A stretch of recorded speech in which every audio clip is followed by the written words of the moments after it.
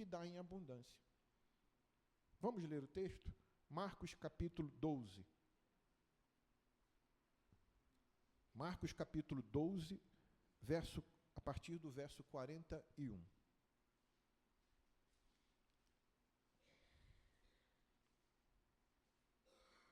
Isso também se encontra no Evangelho de Lucas, tá, irmãos? Mas vamos ler em Marcos capítulo 12, a partir do verso 41, diz assim: Jesus sentou-se perto da caixa de ofertas do templo e ficou observando o povo colocar o dinheiro.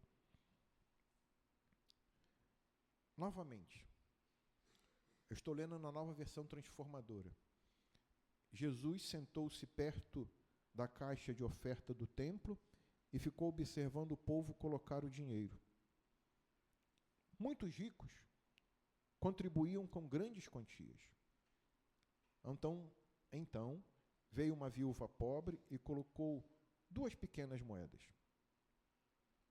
Jesus chamou seus discípulos e disse: Eu lhes digo a verdade. Essa viúva depositou na caixa de ofertas mais do que todos os outros.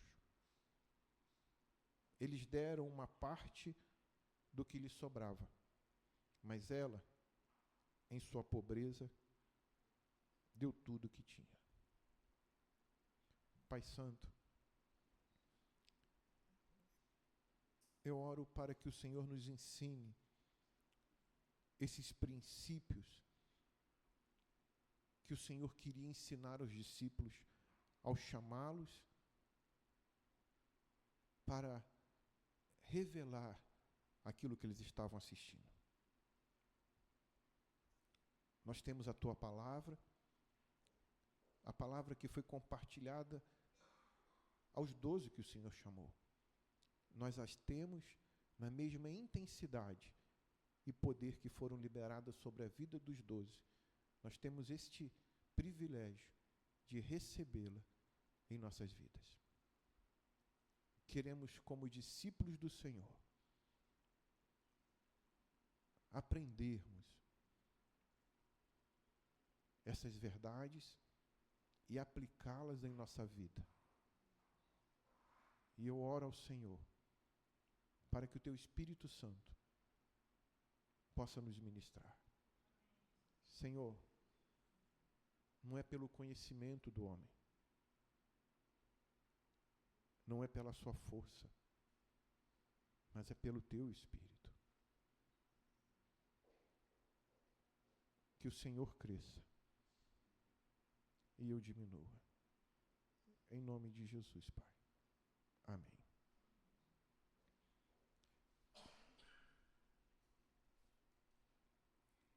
Irmãos, eu vou pedir licença.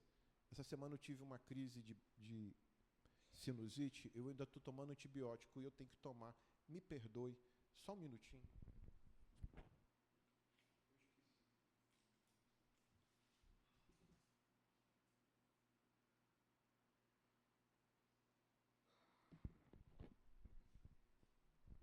Então, irmãos, vocês observam o texto?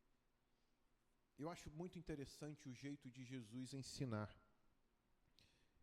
Jesus, ele se assentou num lugar no templo, e se fosse alguma outra pessoa, eu pensaria assim, sentou-se para ver quem que estava dando mais, curioso.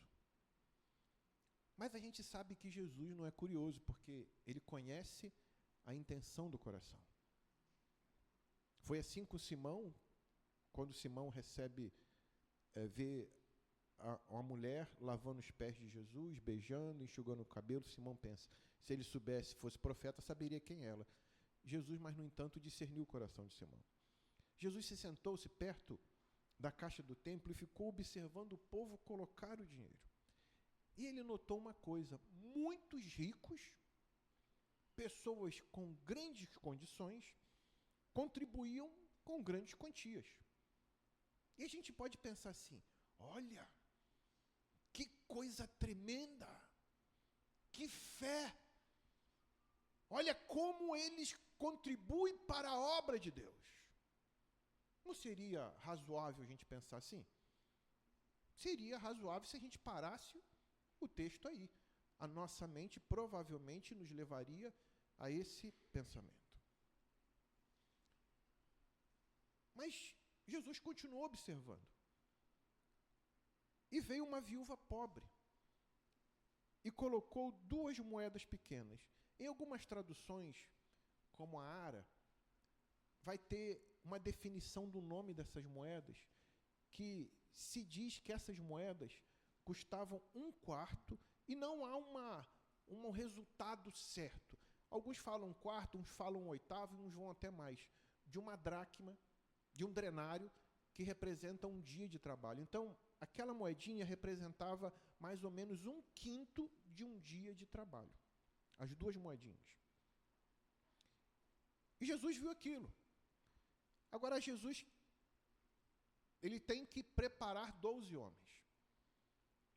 Não era isso que Jesus está fazendo? Ele estava preparando 12 homens para que, quando ele fosse, aqueles 12 homens pudessem continuar pregando no mesmo modelo, no mesmo formato, no mesmo padrão, do mesmo jeito, nas mesmas palavras que Jesus pregava.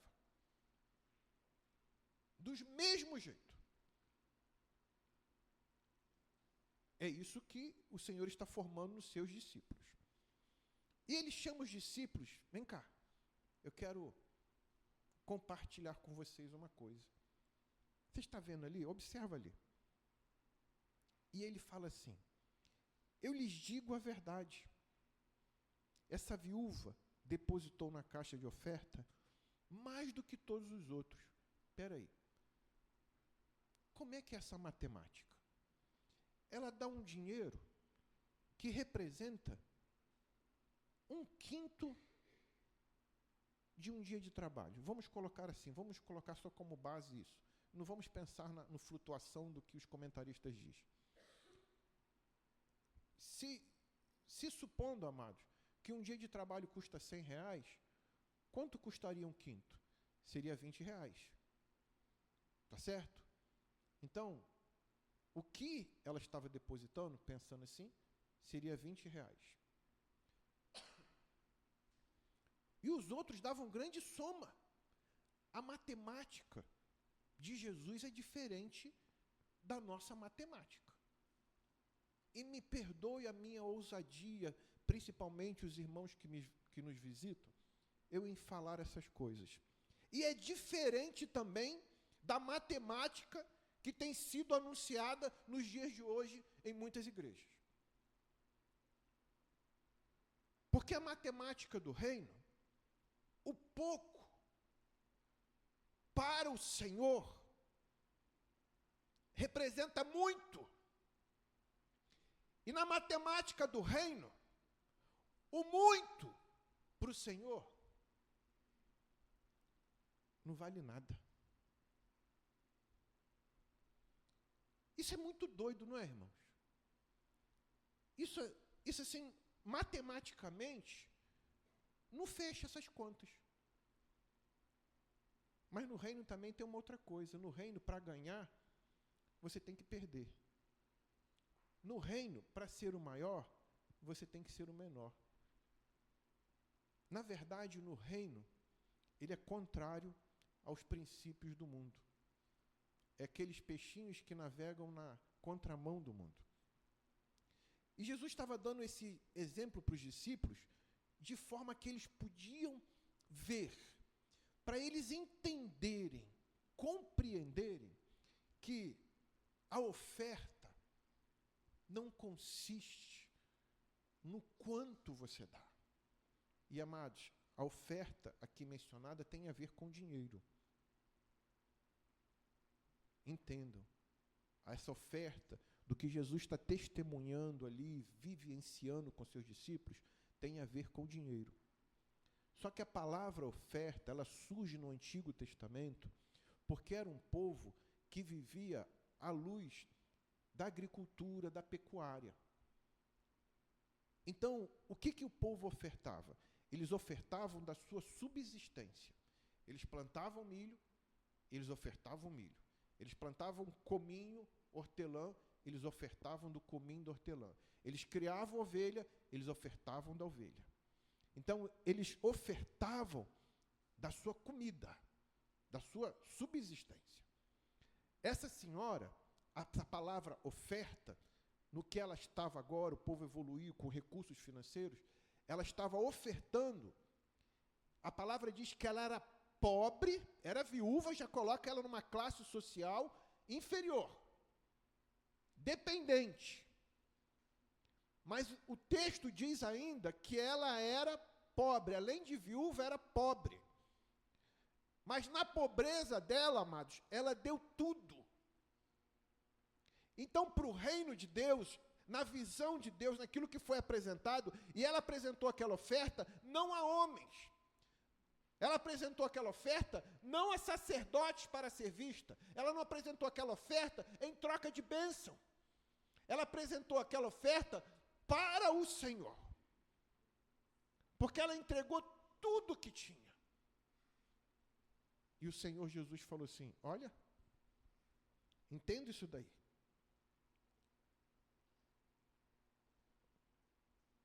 Ela não deu do que sobrou.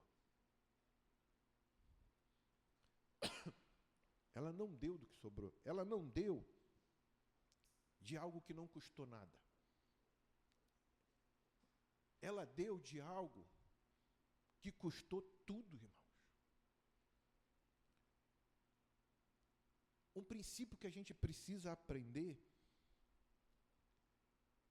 e é um princípio muito claro nas Escrituras, que não é o quanto, mas é o como. Não é o quanto eu dou, mas como eu dou. Não é o quanto eu venho à igreja, mas como eu venho à igreja. Não é o quanto eu sirvo ao Senhor, mas é como eu sirvo ao Senhor. O que o Senhor leva em conta é disposição do nosso coração. O que o Senhor leva em conta, amados, aquilo que está dentro de nós, nossas motivações. O que parece claro, para aqueles ricos que estavam depositando, e era algo visível, parecia que ali havia uma disputa de ego.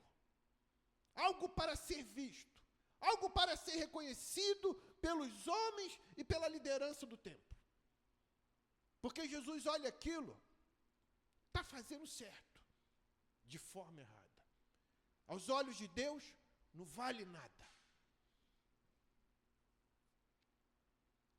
Há uma experiência de Paulo em Filipenses, no capítulo 4. Os irmãos que têm frequentado a escola bíblica dominical vão lembrar bem que a gente abordou um dia sobre isso. Em Filipenses 4, há um texto dentro desse assunto que a gente conhece muito. E diz assim, posso todas as coisas naquele que me fortalece. Às vezes, até na traseira do caminhão, naquela faixa preta que está no caminhão, eu canso de ver aqui essa expressão, posso todas as coisas que fortalece. Vejo pessoas, às vezes, já presenciei isso, em igrejas, diz aí, meu irmão, você pode todas as coisas que ele for, e nego pula e salta. Aí eu penso, se eles souberem da onde essa palavra, esse contexto está, eu não creio que todo mundo é pular, não. Porque no contexto, Paulo diz assim à igreja de Filipenses. Olha, eu agradeço a vocês pelas ofertas, porque me socorreram.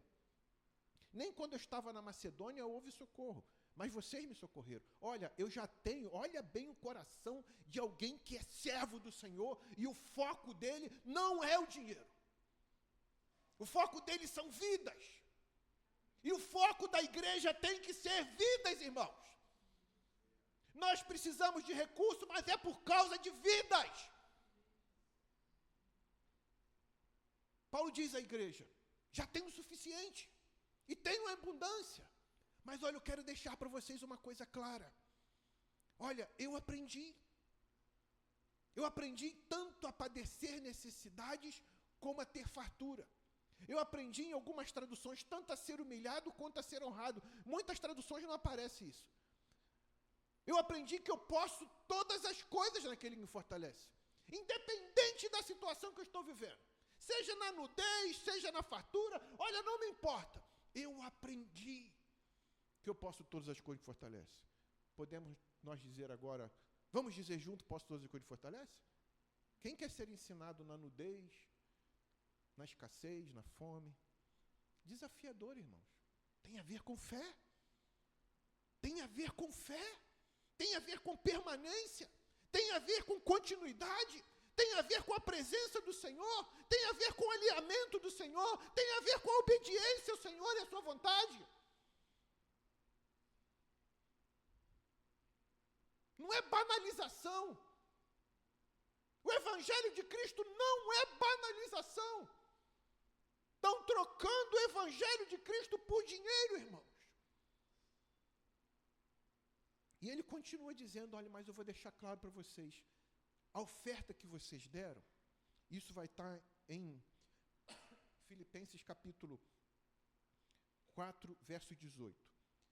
A oferta que vocês deram, ela chegou a Deus, olha, botou lá, no momento, tenho tudo de que mais preciso, e mais, minhas necessidades foram plenamente supridas pelas contribuições que vocês enviaram por Epafrodito. Elas são um sacrifício de aroma suave, uma oferta aceitável e agradável a Deus. Sabe, a oferta, dinheiro. No modelo do Antigo Testamento, aquela oferta em dinheiro custou aquelas pessoas. E Deus, quando leu e ouviu e entendeu o coração daquelas pessoas, Deus falou, Paulo, discernindo aquilo pelo Espírito Santo, Paulo falou, isso, Deus recebeu isso como um cheiro agradável. Deus recebeu isso como um aroma, como um sacrifício de aroma suave. E uma oferta aceitável. Então, tem oferta que Deus não aceita.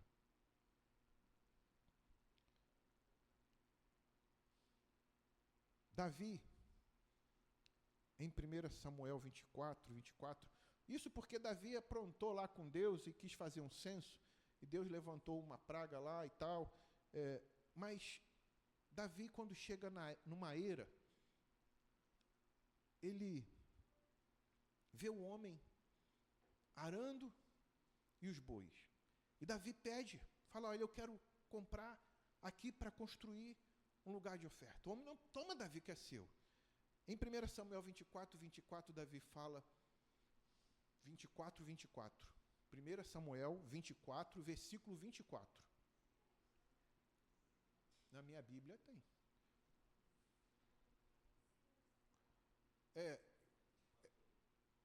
Falta o 24 final, filhas. Não. Diz assim, nem oferecerei holocausto. É 2 Samuel? Então, é 2 Samuel. Eu, porém, respondeu a Araúna. Não. O homem queria dar. Toma, rei, é seu. Davi falou, não. Faço questão de pagar por tudo.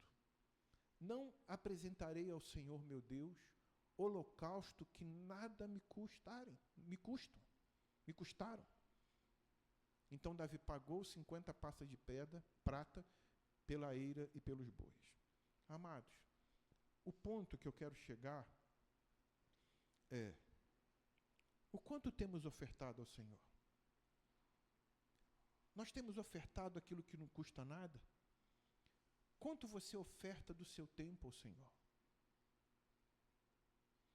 O quanto você oferta do seu serviço ao Senhor? O quanto você oferta do seu coração e da sua mente ao Senhor? O quanto? Porque o que mais Deus deseja, amados, não é os seus recursos. Porque tudo já pertence a Ele. Tudo é dele. Nós queremos que, de alguma forma, pegar do que é dele e trazer para a gente. E é anunciado que a gente tem que dar para receber a bênção. Não. Já temos a bênção. Já recebemos a salvação. Já fomos livres do inferno, da condenação eterna. A gente não pensa nisso não, porque a gente está muito focado nas coisas dessa terra. Mas se a gente pensasse em nossa eternidade, na vinda do Senhor, a gente ia entender do que fomos livres. Hoje pela manhã eu fui levar a Sofia para fazer uma prova e eu falei para ela, filha, entenda, porque ela já está na fase de fazer prova para entrar para a faculdade. Eu falei, entenda, Deus vai te colocar no lugar certo. Deus vai, talvez mude de profissão, a gente pensa uma coisa, mas depois Deus caminha para outra. Mas não me importa onde você vai estar, filha. O que importa é que lá, nesse lugar que você está, aonde Deus colocou, você tem que entender que Jesus vai voltar. Eu falava hoje de manhã para ela. Viva por essa mensagem de que Jesus vai voltar. Viva com ela na sua mente, no seu coração e paute a sua vida em cima dela. Anuncie às pessoas, porque nós já recebemos tudo. Recebemos tudo, irmão, a vida. E não é qualquer vida, é vida eterna. E as pessoas querem trocar as suas ofertas, seu dinheiro, isso por salvação.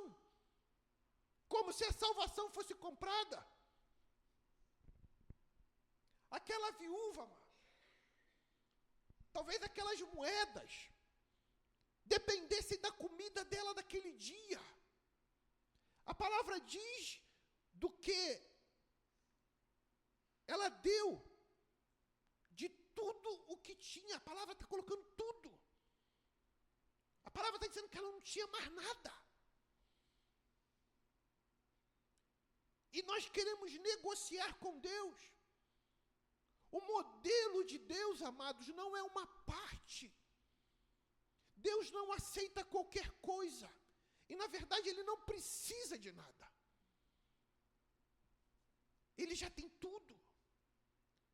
Mas Ele nos dá o privilégio de ofertar a Ele, não de qualquer maneira, porque nós entendemos que Ele é Criador de todas as coisas. Nós entendemos a mensagem do reino. Nós recebemos a mensagem do Evangelho. Mas o que agora nós fazemos? Qual é a nossa reação? Qual é o princípio dessa mensagem aplicado na nossa vida? Um evangelho raso? Um evangelho medíocre? Não é o quanto, amado, mas é como se vive esse evangelho.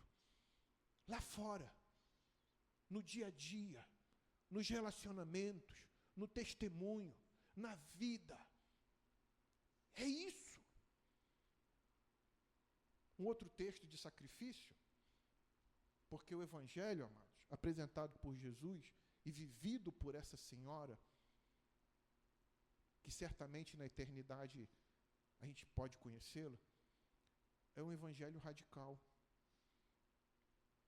É um evangelho extremo. É um evangelho de tudo ou nada. A gente não gosta dessas expressões, né? A gente vai falar de radical? Sim. Sim, irmãos. Esse é o evangelho de Cristo. E ele foi tão radical que ele se entregou por nós. Ele foi tão radical que havia um preço a ser pago e Deus não abriu mão daquele preço, nem poupando o seu próprio filho. Porque havia a justiça de Deus que tinha que ser cumprida. Havia o pecado que tinha que ser pago. E Deus, pela sua justiça, falou, tem que ter sangue. E ele não poupou seu filho. Você acha que ele vai poupar a gente? A gente romantiza a ideia. Na mente e no coração. Não, Deus entende. O evangélico ama isso. Não, Deus entende o meu pecadinho da prostituição. Deus entende quando eu vou para o computador, aí aparece aquela cena lá da pornografia. Deus entende. Eu estou no mundo, eu estou sujeito às coisas do mundo. Paulo, ele fala o bem que eu quero fazer, eu não faço, e o mal que eu não quero fazer, este eu faço. Desculpa esfarrapada. Porque o texto fala isso, mas Paulo fala assim, graças a Deus, por Jesus Cristo nosso Senhor, que me livrou desse corpo da morte. E nós pegamos textos fora de contextos para respaldar a nossa condição. Porque Paulo aponta, olha, a condição é essa, Mas graças a Deus, porque eu vivi assim, mas Cristo, o Senhor, o que venceu a morte, que derrotou o pecado, que derrotou de uma vez por todas a separação do homem de Deus, ele fala, nele eu posso vencer.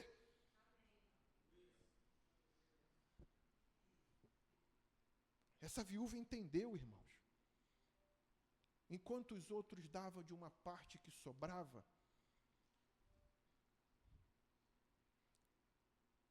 ela deu de tudo. O quanto nós queremos ofertar ao Senhor? Quando domingo nós viemos para cá, como é que seu coração vem disposto a ofertar ao Senhor? Quando domingo a gente vem para as reuniões, qual é a motivação do nosso coração de estar se encontrando aqui?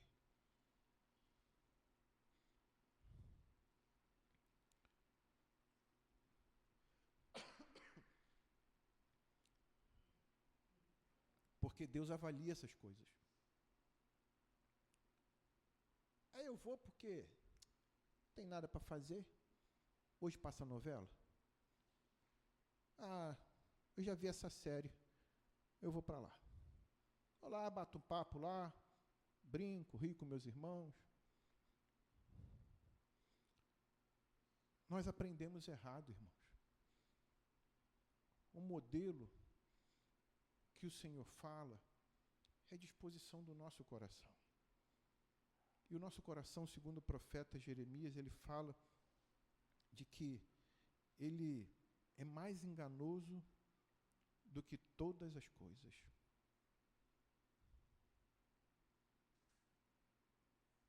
Em Isaías 29, o profeta Isaías, fazendo uma profecia a respeito da condição futura de Israel, se eu não me engano, o profeta Isaías surge aproximadamente em torno de 600 a 700 anos de Jesus. E ele diz assim, no Isaías 29, versículo 13, ele fala, portanto o Senhor diz, este povo fala que me pertence, honra-me com os lábios, mas o coração está longe de mim. A adoração que me prestam não passam de regras ensinadas por homens. Você imagina, vamos pensar se é 700 anos antes de Jesus, e nós estamos 2000 anos depois de Jesus. Então tem aproximadamente 2.700 anos essa profecia. Aproximadamente, né, irmãos?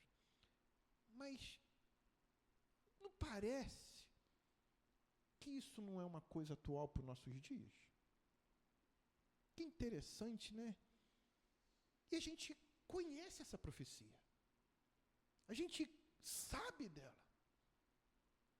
Jesus, repetindo essa profecia, em Mateus 15, ele fala assim, em Mateus 15, 8, este povo, porque ele fala assim, bem dizia o profeta Isaías, mas eu só peguei o texto aqui, este povo me honra com os lábios, mas o coração está longe de mim. No verso 9, ele continua, mas em vão me adoram, ensinando doutrinas que são preceitos dos homens.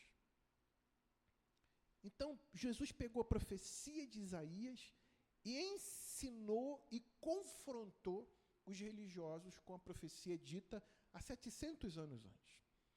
A gente hoje, irmãos, precisa pegar essa profecia e aplicá-la na nossa vida.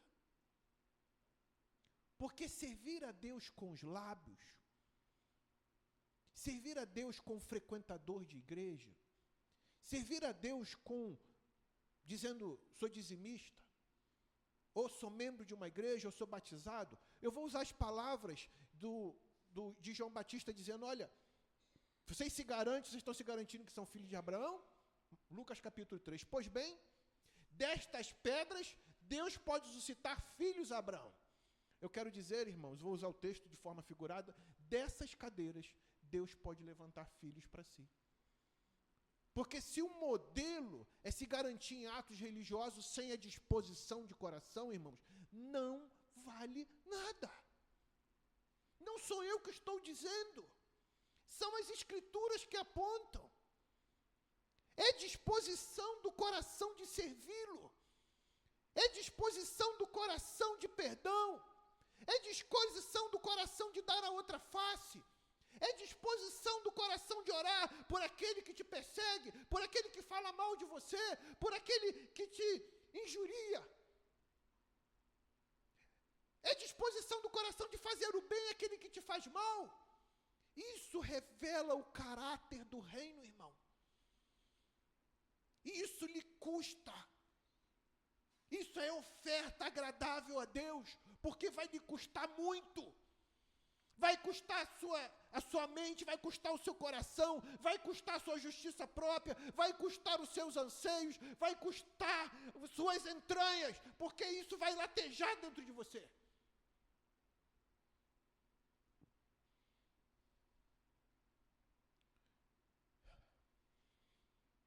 Qual é a minha motivação, amados?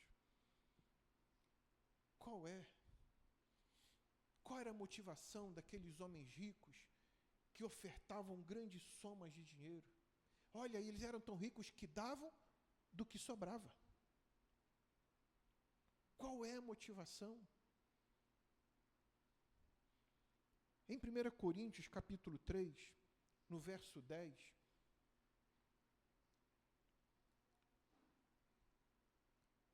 Paulo, ele fala de um alicerce. Pela graça que me foi dada, lancei o alicerce como um construtor competente.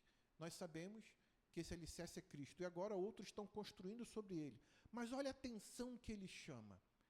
Mas quem constrói sobre o alicerce precisa ter o quê? Cuidado. Ele fala, olha, o alicerce, Cristo, base. Cristo veio, nos salvou, Ele nos deu uma base, agora para cada um edificar. Sabe, nós aprendemos que a salvação é a obra de Deus em nosso favor, amém? Que o homem não fez nada por merecê-lo, é pela graça que somos salvos, correto? Efésios capítulo 2, se eu não me engano, verso 8.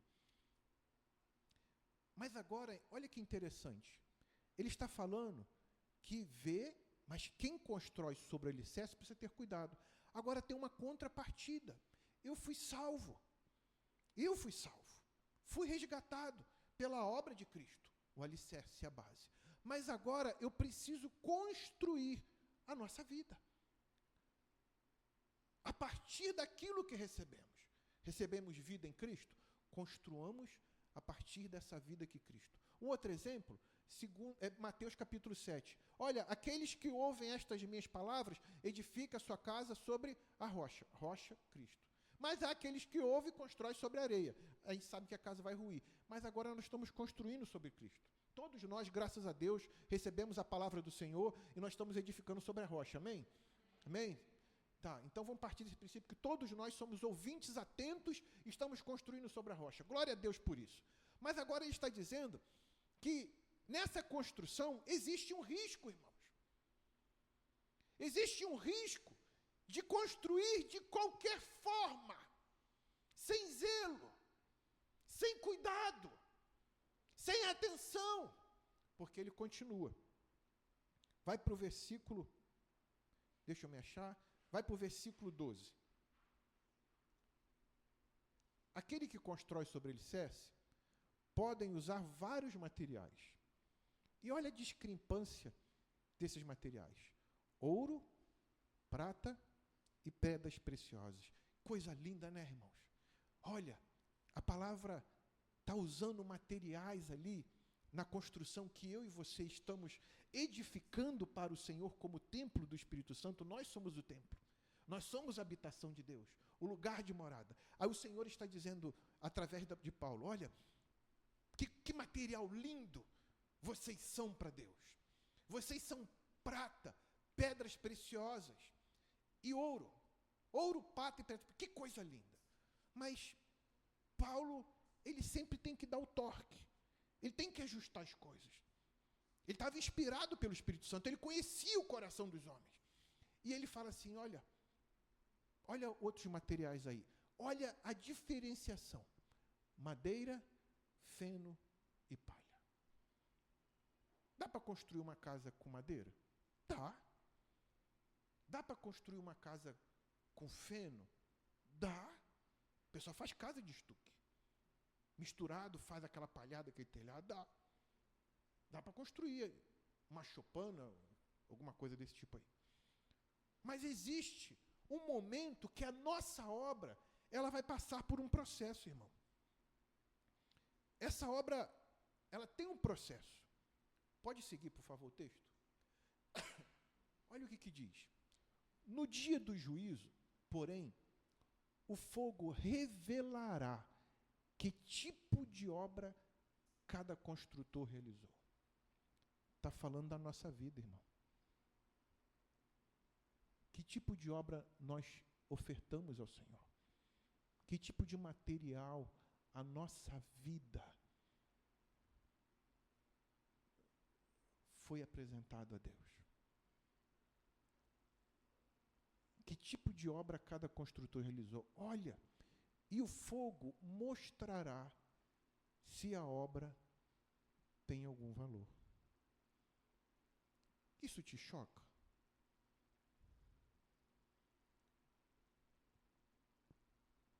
Não fala de uma coisa simples. E tem um dia específico, no dia de juízo. No dia de juízo. Quando a gente estiver frente a frente com o Senhor. Tem um pessoal que trabalha comigo, às vezes, eles falam umas coisas, e eu apresento nas Escrituras. Aí fala, mas eu falei, não, faz o seguinte, no dia que você estiver diante do Senhor, você reclama com ele e fala que ele está errado. Não tem problema. É você e Deus. Lá a gente não tem desculpa esfarrapada. Lá, amado, nesse dia, quando a gente estiver face a face com o Senhor vai revelar o ministério, a oferta, o sacrifício que apresentamos a Ele. Paulo, em Romanos capítulo 12, verso 1, ele apresenta um texto que eu falo assim, será que Paulo estava aflito, ele estava vendo alguma coisa aqui? Porque nós temos estudado a carta de Romanos, e eu vou lendo lá na frente e volto. E o texto que mais me impacta em Romanos é quando ele ora, ele fala aos romanos assim, rogo-vos, pois irmãos, que apresentei os vossos corpo, como sacrifício santo e agradável a Deus, que é o vosso culto racional. Todo o seu corpo, da sua mente aos seus pés. O sacrifício não é um lugar, amados, mas que é levado a apresentar num templo, ou aqui na igreja, dizendo aqui, ó, é o lugar de... Não. É no seu dia a dia, é na sua casa, é nos seus relacionamentos. É quando você coloca a sua vontade na cruz de Cristo e fala, Senhor, mortifica a minha carne, Senhor, mortifica meus pensamentos, Senhor, olha, eu quero fazer o bem e eu posso, porque o Senhor é comigo, o Senhor me empodera. Senhor, eu quero dar outra face, Senhor, a minha carne não quer, mas em Cristo, Senhor, como Ele se ofereceu como sacrifício vivo ao Senhor, eu quero me oferecer como sacrifício vivo, santo e agradável a Deus, Senhor, que é a minha vida, eu vou dar a minha carne, eu vou dar a minha face, eu vou dar, Senhor, a minha mente, eu vou dar o meu coração, para que o Senhor seja glorificado em mim, Pai. Isso é diferente, irmão. Isso é diferente.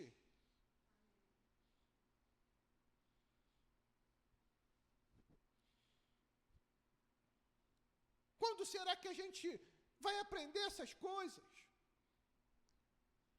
Queremos dar o do que sobra, do que sobra o nosso tempo. Hoje eu posso ir, hoje eu vou, hoje está chovendo, eu não vou, ou está frio, eu não vou, ou está não sei o quê, eu não vou. Quando é que a gente vai aprender? Deus não aceita qualquer coisa. Por mais que os nossos olhos e os olhos do homem parecem ser muito, mas aos olhos de Deus representa nada.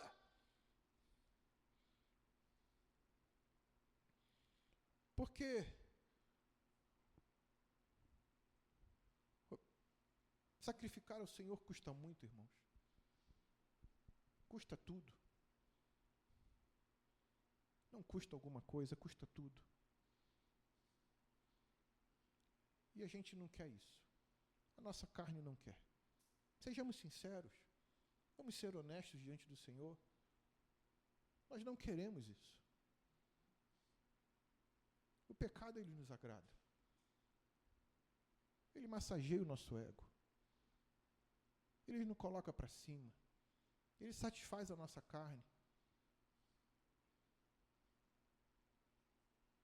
O quanto cremos no Senhor, o quanto a fé que temos nele influencia a nossa vida. O quanto. Vocês lembram da mensagem do domingo passado? A pergunta de Jesus para os seus discípulos diante da tempestade. Primeiro os discípulos vão até Jesus. Senhor, peraí. Ei, Jesus, acorda aí. Não te importa que morramos?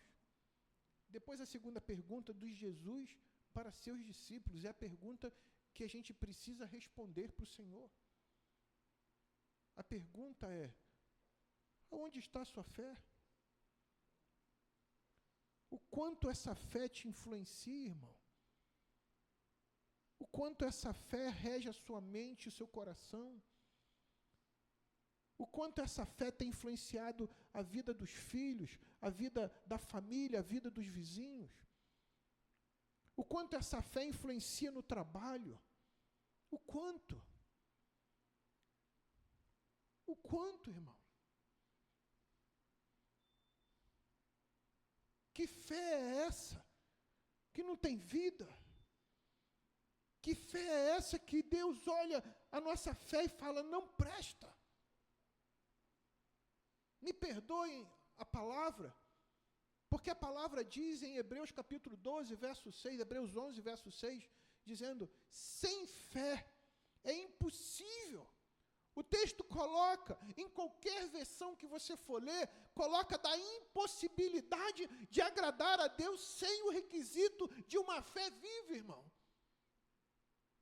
Sem esse requisito, a palavra diz que não vale, não vai agradar. Para a gente encerrar, amados, rapidamente, eu só quero dar um último exemplo, isso vai estar em 1 Reis 17, verso 8. Deus usa a vida de Elias por causa do pecado e o céu se fecha, não há chuva. Todo o povo perece, no sentido de sofre com fome e com escassez. E Deus manda Elias ir para uma cidade que chamava Serepta, e nem é uma cidade judaica. Essa viúva não era judaica. Eu acho interessante, né, que eu falo assim, Deus estava dando uma lição ao povo. Fala, vocês acham que eu só sustento vocês, judeus? Eu vou mostrar quem eu sustento. E Elias chega lá, vê uma viúva colhendo uns gravetos, e Elias pede para ela, assim, me arruma um pouco d'água. Como diz o texto, vamos lá? 1 Reis 17, 8. Então o Senhor disse a Elias, verso 9, vá morar em Serepta, perto da cidade de Sidom. Dei ordem a uma viúva que mora ali para lhe dar alimento. Elias foi a Serepta. Quando chegou ao portão da cidade, viu uma viúva apanhando gravetos e lhe perguntou, pode me dar um pouco de água para beber, por favor? Enquanto ela ia buscar a água, ele disse, traga-me também um pedaço de pão. Mas ela respondeu, tão certo como vive o Senhor, seu Deus, não tenho um pedaço sequer de pão em casa. Tenho apenas um punhado de farinha que restou numa vasilha e um pouco de azeite no fundo do jarro. Estava apanhando alguns gravetos para preparar esta última refeição e depois meu filho e eu morramos. A última refeição dela. Um punhado de farinha e um pouco de azeite. A última refeição. A última coisa que Elias era para pedir naquela hora, pensou, o Senhor mandou para o lugar errado. A mulher está na miséria. Vai comer e vai morrer. Matemática de Deus, amados. O que não cremos. Eu ouso falar assim. Não cremos nisso.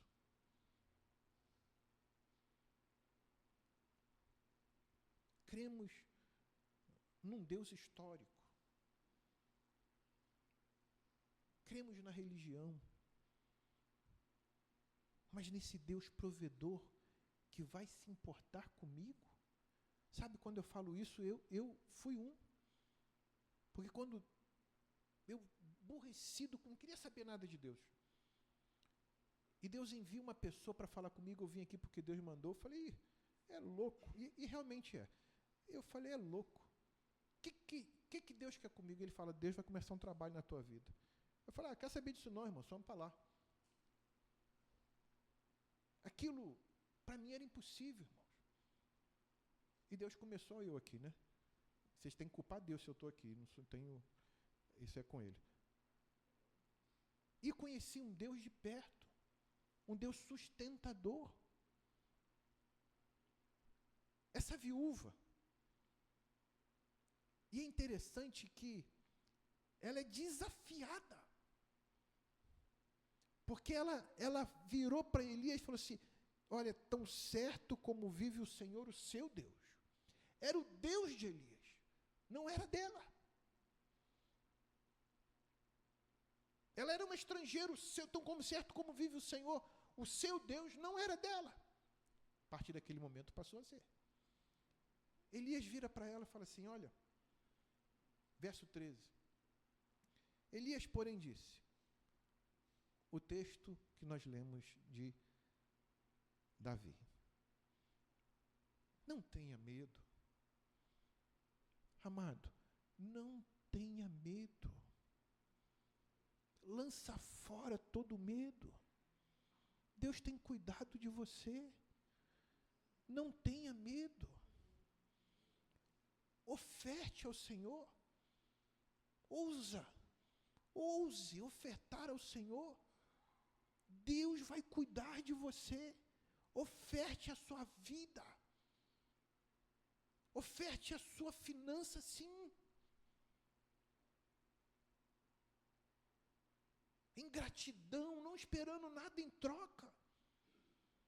Oferte o seu coração, a sua casa, a sua mente, seus filhos, oferte ao Senhor. E Elias falou, faço o que eu acabei de dizer, mas primeiro, faça um pouco de pão para mim. Depois, use o resto para preparar uma refeição para você e seu filho. Eu fico pensando assim, se a viúva, a presença de Deus devia estar naquele lugar, gente, Elias, né?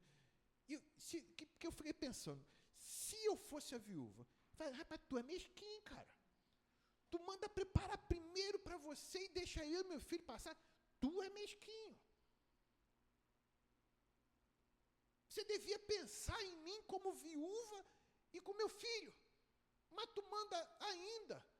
Primeiro me serve, para depois você se servir. Olha, primeiro me serva, para depois me servir. Matemática do reino. Mas a mulher, aquela presença ali, tinha uma coisa diferente, a atmosfera, algo, porque isso é sobrenatural, irmãos. Ela entendia que eu fico pensando nos dias que se seguiram, foram 3 anos e meio de seca. Os dias que seguiram, ela vendo aquela medidinha, dia após dia, e está diminuindo esse negócio. E está diminuindo, a seca não chove. E está diminuindo, não chove. E está diminuindo, não chove. Esse negócio não vai dar certo, vai dar ruim. O que eu vou dar para o meu filho? Sabe o que é uma mãe? Ter que alimentar o filho e não ter comida, irmãos. Ela deixa de comer para dar, eu tenho uma mãe assim. Ela deixa de dar para ela para dar para os filhos. Sabe o que ela fez? Ela entendeu a palavra. Pois assim diz o Senhor. Amado, pois assim diz o Senhor, o Deus eterno.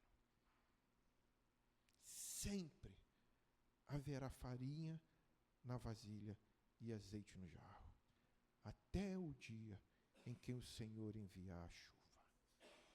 Sempre haverá farinha na vasilha.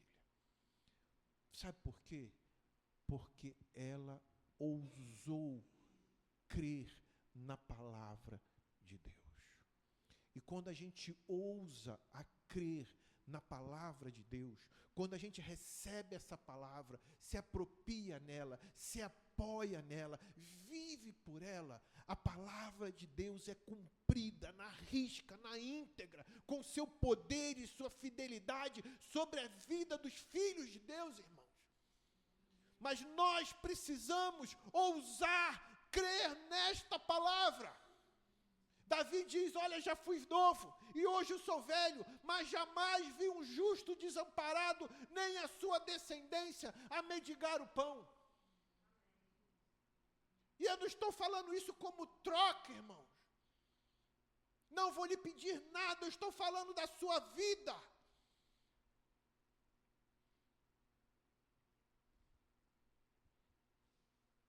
Porque quando se faz segundo a palavra de Deus, um modelo que ele apresenta, e nós reagimos a este modelo em obediência, a palavra diz, e assim o Senhor fez em favor.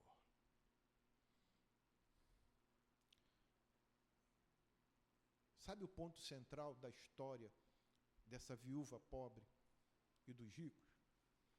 O ponto central dessa história, amado, no texto, tem a ver com uma fé que agrada a Deus. Uma fé que entrega a Deus tudo o que se tem. Não de qualquer jeito, não de uma forma leviana, não de uma forma que sobre, mas uma fé que custa tudo. Esse é o ponto central. Jesus sentado, vendo os ricos, João, Pedro, vem cá, chama André, chama Filipe, Natanael, traz Judas. Judas, presta atenção, abre o olho, Judas, presta atenção, vem cá. Está vendo ali? Não é o quanto, é o como. Não é o quanto, irmãos, mas é o como. O último texto, irmãos.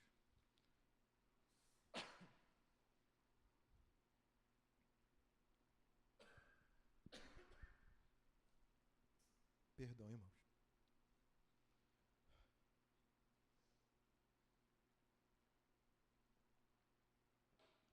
O último texto, Salmo 51, 17.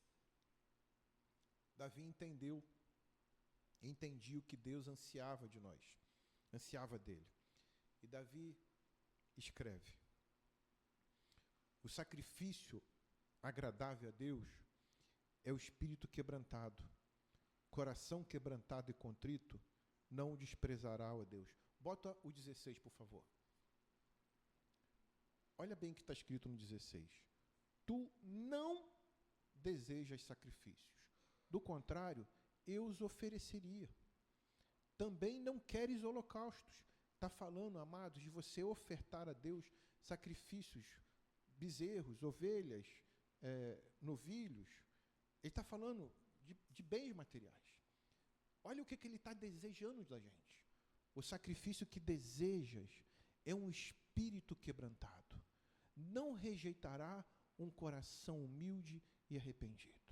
Vou lhe perguntar, você acha que Deus quer o seu dinheiro? Ou Ele quer o seu coração?